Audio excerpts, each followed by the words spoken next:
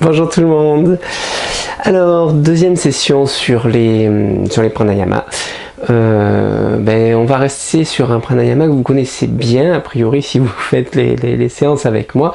Donc on va utiliser Kapalabhati. Alors, Kapalabhati, je vous dis toujours quand on demande, un bhati c'est le nettoyage, Kapala le crâne, donc Kapalabhati le nettoyage du crâne. Et c'est vrai qu'on l'utilise dans chaque séance quasiment pour faire un nettoyage. Selon les textes, selon les écrits, selon les traditions, c'est des nettoyages ou c'est des pranayama ou c'est nettoyage et pranayama. Nous, on va juste séparer distinguer le nettoyage du pranayama. Et c'est vrai que on l'utilise dans chaque séance plutôt en forme de nettoyage du crâne. Alors le nettoyage du crâne, la pratique est simple, la pratique du Kapalabhati, c'est Jnana Mudra, le mudra des mains, la racine serrée, le dos droit, le fil au sommet du crâne, menton légèrement vers la poitrine, la petite contraction, le ventre légèrement rétracté, la gorge, les yeux convergents vers le point intersourcilier ou vers le front, les sourcils qui montent, et le Om. La base, parfois on le fait avec d'autres mantras, mais la base c'est le Om à chaque expire. Et c'est vraiment le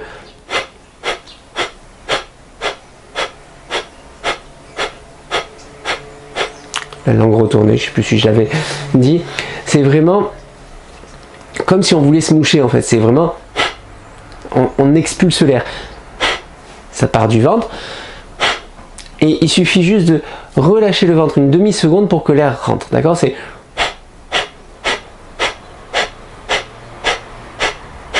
et c'est cette action vraiment d'expulsion qui fait que c'est le nettoyage, d'accord? Donc il y a vraiment cette action où c'est sonore, c'est actif, c'est dynamique et c'est cette sensation de n'expirer, de ne faire qu'expirer. Hein. Souvent on dit c'est un souffle, on ne fait qu'expirer puisqu'on fait.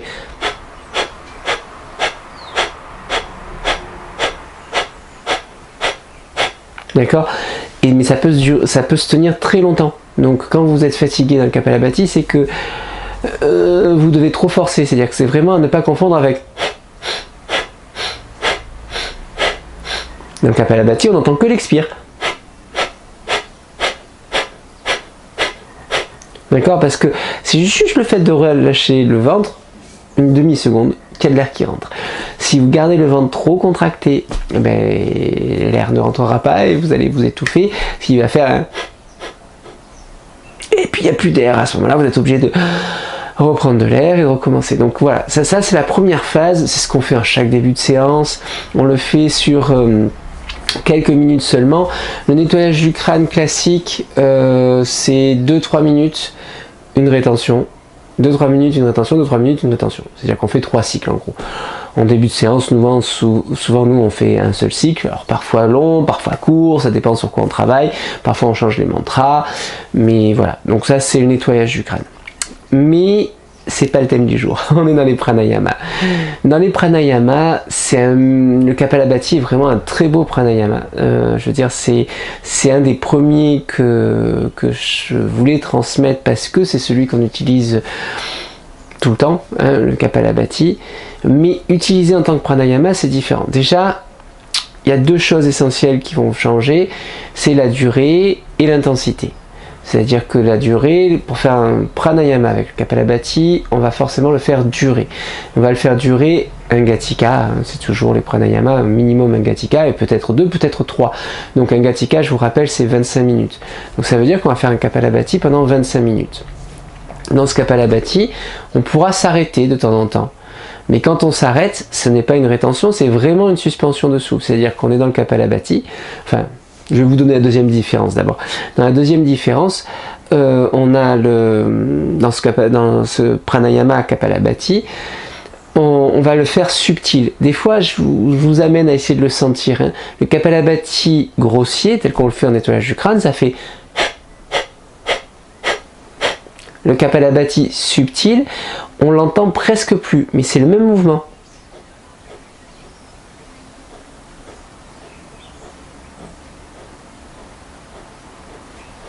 Je sais même pas si là à la caméra avec le micro vous entendrez quelque chose, mais c'est vraiment, il faut qu'il devienne quasiment inaudible.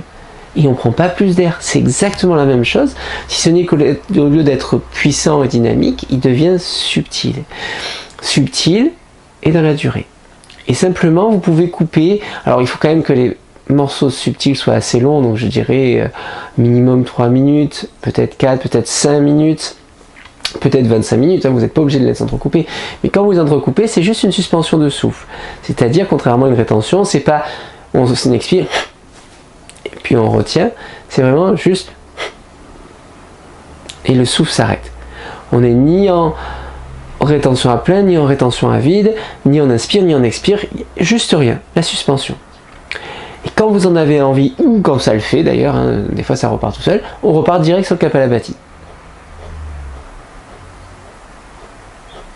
Alors là je vous le fais comme ça, mais bien sûr toujours Jnana Mudra, la racine serrée, le ventre, la langue qui est retournée en Ketchari, les yeux qui vont vers le front, les sourcils qui montent, le fil au sommet du crâne, tout est toujours en place, toujours pareil. Donc voilà, je ne vais pas vous le faire parce que ce serait pas rigolo d'avoir une image de moi à 25 minutes sans son et sans immobile, mais simplement essayez. C'est vraiment très différent du Kapalabhati qu'on fait en début de séance, c'est subtil.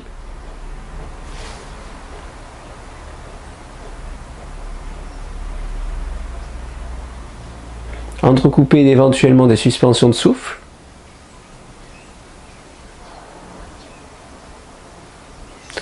Et puis ça repart quand ça doit repartir. Et vous essayez avec 10 minutes au départ, et puis essayez rapidement d'arriver au moins à 20-25 minutes. Il n'y a rien, hein, on est juste en assise, donc vous verrez, c'est assez savoureux. Et la direction, parce que c'est ce qui est important, c'est la direction qu'on va prendre, c'est la concentration qu'on va mettre pendant les suspensions, mais pendant le Kapalabhati global, mais pendant les suspensions en particulier. La concentration va être sur la lumière, le son intérieur, pas les bruits à l'extérieur, le son intérieur, et l'immobilité. Lumière, son intérieur, immobilité. C'est vraiment... ce pranayama s'appelle Kapalabhati pour la lumière dans le crâne. C'est pas le nettoyage dans le crâne, c'est la lumière dans le crâne, la lumière dans le mental. La lumière là-haut. L'éclairage là-haut, d'accord? Donc c'est vraiment de se concentrer dans les suspensions sur le son intérieur, cette vibration, ce son à l'intérieur qu'on entend quand on se concentre vraiment dessus, la lumière à l'intérieur et l'immobilité. Il faut avoir la sensation à un moment donné que tout est immobile à part le souffle. À part le souffle, puisqu'on a le Kapalabhati qui bouge. Même s'il est subtil. On a juste ce souffle qui est en train de bouger. C'est de s'imaginer, de se projeter, de se voir dans un espace où tout est immobile, à part le souffle. Et le souffle, sur la durée, va devenir de plus en plus immobile, de plus en plus subtil. Faites le Kapalabhati subtil, vous verrez que plus vous allez durer, plus il va devenir subtil. Et si vous vous projetez dans un espace où tout est immobile, à part le souffle, et que le souffle devient de plus en plus léger, de plus en plus immobile, vous allez pouvoir entrer dans l'immobilité. Ce pranayama, il est précieux parce que c'est certainement celui qui permet la meilleure exploration de sa structure intime. C'est vraiment, vous allez explorer votre structure intime avec ces moments de suspension. On n'est pas dans une pratique de méditation, mais vous vous rappelez ce que j'ai dit dans la première vidéo en expliquant, on est vraiment là dans le cœur de comment fonctionne un pranayama. Le pranayama, on va ralentir le souffle avec ce Kapalabhati subtil. On va voir l'arrêter par moment dans la suspension. Quand ça va s'arrêter, quand le souffle va s'arrêter, il va entraîner avec lui le mental et l'énergie. Et dans cet arrêt, dans cette pause, on va se retrouver à un moment donné où on va pouvoir explorer la structure intime parce que ça va s'arrêter de bouger dans tous les sens. Ça bouge tout le temps, ce qui nous empêche de voir les choses. Et là, dans cet arrêt, dans cette immobilité, eh bien, on va pouvoir voilà, explorer. C'est vraiment un voyage intérieur, hein, un vrai voyage intérieur, le Kapalabhati subtil, comme ça. Donc voilà, ça c'est la proposition de la semaine, c'est le Kapalabhati subtil. Je vous propose une variante, mais cette variante, je vous propose pour l'instant de ne l'utiliser que si 25 minutes c'est beaucoup trop long pour vous et que vous avez besoin de variété. Parce que quand on varie, c'est plus facile de rester dans le temps. Donc la deuxième proposition, la variante, hein, parce que la première c'est vraiment le cœur de la pratique, je la trouve suffisante et je vous engage plutôt à aller vers cette première. Donc si vous voulez faire pause sur la vidéo, vous essayez la première et puis si vous n'arrivez pas, vous reviendrez sur cette vidéo pour aller jusqu'à la fin de la vidéo. Donc la deuxième pratique possible, c'est de faire des phases de 5 minutes chacune et du coup de faire 4 phases qui vont durer 20 minutes en tout puisqu'on aura 4 phases de 5 minutes. Mais comme ce sont des phases de 5 minutes, c'est souvent plus facile d'accès. Donc c'est une astuce, on va dire, pour essayer de trouver un chemin vers ça. L'astuce du Kapalabhati de la variante, c'est donc de venir boucher la narine droite et de venir faire un Kapalabhati juste à gauche. Subtil, hein.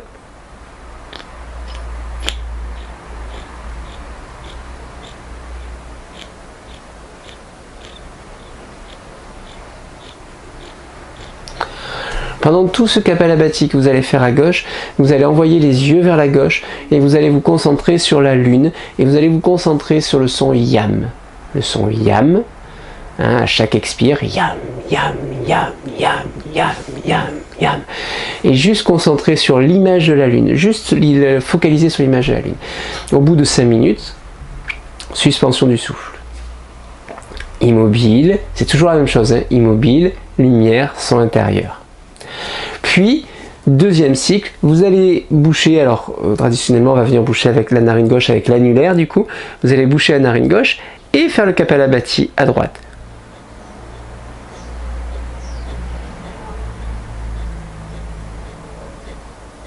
Toujours subtil, et les yeux cette fois sont complètement à droite et vous allez focaliser votre attention sur le soleil avec le son Ram. Yam et la lune quand on est à gauche, Ram et le soleil quand on est à droite. Suspension, immobilité, le son intérieur, la lumière. Voilà. Donc première phase à gauche, deuxième phase à droite. Troisième phase, on peut alterner, c'est-à-dire que simplement on fait un Kapalabhati où on pianote sur le nez, hein.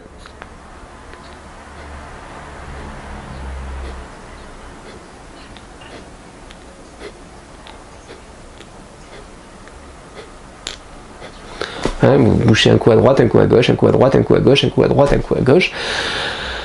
À la fin de ce cycle, de ce troisième cycle, suspension du souffle.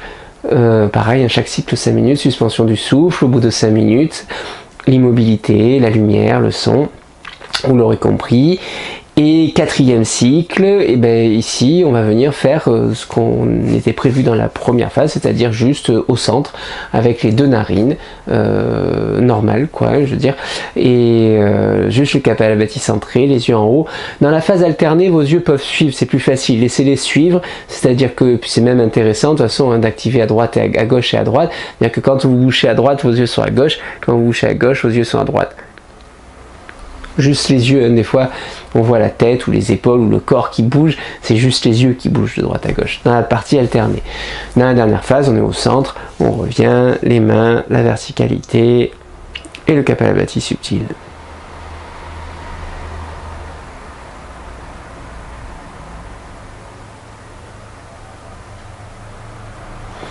Les suspensions, l'immobilité, la lumière, le son intérieur, voilà. Donc vous savez tout, une pratique assez simple en soi, surtout que vous connaissez le Kapalabhati, mais vous le connaissez en tant que nettoyage du crâne, pas forcément en tant que pranayama, même si avec certains on a pu faire en stage, en atelier du Kapalabhati dans ce sens-là. Les concentrations sont relativement simples, lumière, son, immobilité. Les mantras sont relativement simples aussi. Deux possibilités, soit vous allez directement dans le Kapalabhati avec les suspensions et vous êtes au centre. Si vous trouvez ça éprouvant, la durée de cette manière-là, vous pouvez faire la variante, ou même d'ailleurs si vous êtes curieux, vous pouvez faire la variante, hein, parce que des fois ça vaut le coup d'essayer, vous découvrirez peut-être autre chose. Dans la variante, on fait d'abord à gauche avec le soleil et le son yam, d'abord à gauche avec la lune et le son yam, puis à droite avec le soleil et le son ram, puis en alterné, gauche, droite, gauche, droite, gauche, droite. Vous pouvez récupérer yam, ram, yam, ram, yam, ram. Et puis enfin au centre pour retrouver le Kapalabhati du pranayama. Voilà. Je vous souhaite une belle expérience, j'attends vos retours comme d'habitude et je vous dis à vendredi pour la séance.